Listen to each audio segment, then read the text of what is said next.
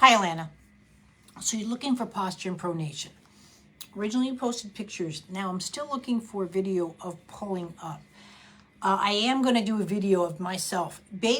Children don't pull up to standing, right? They stand up through the pelvis. Pulling up to standing is not a milestone.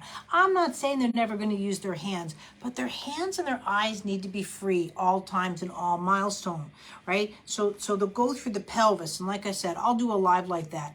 Hi, Lana, you can replay this. So I'll be doing a live about why you don't pull up to standing. It's just not a milestone. I know people think we're getting somewhere, but if a child has to pull up to standing, I can tell you right now, they don't come to sitting through their backs from lying position. They roll up into sitting. The pelvis didn't get what it needed. They didn't grab their feet where they pump. And so the deviations and little milestones way back when are now really showing up at this point. And so there's a pull up. But as far as her posturing is going, we need to see an ophthalmologist. The eye is really turning in on the left, and that's why she's pronating on the feet, first of all. Don't believe me? Just stand up and sit down. And now really cross your eyes and keep them crossed. And when you go to stand up, you'll feel how the feet don't have the floor. Your feet are like the steering wheel of your car, right? You can't drive a car without.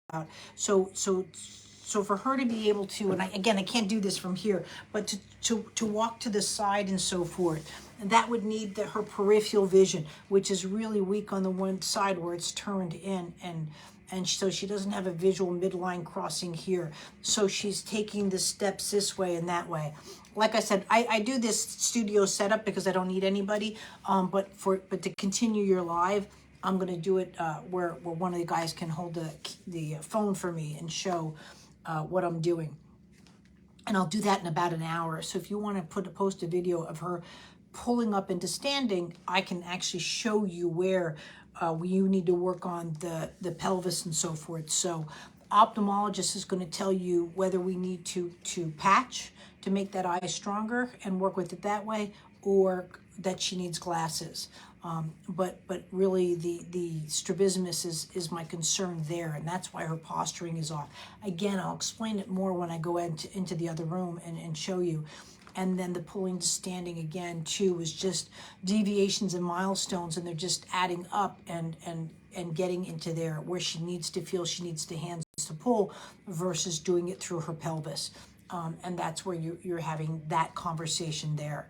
But please don't let anyone talk you into. I wouldn't mind seeing a good sneaker or a shoe based to give that foot more structure, but don't let anybody put you into anything without, anyone who's being recommended for SMOs or orthotics or that kind of thing, or AFOs, to do so without having a visual examination and even more so a pelvic examination, really just shouldn't be done to a child. But that's where the feet are coming from. We need to strengthen her vision into her milestones and go from there.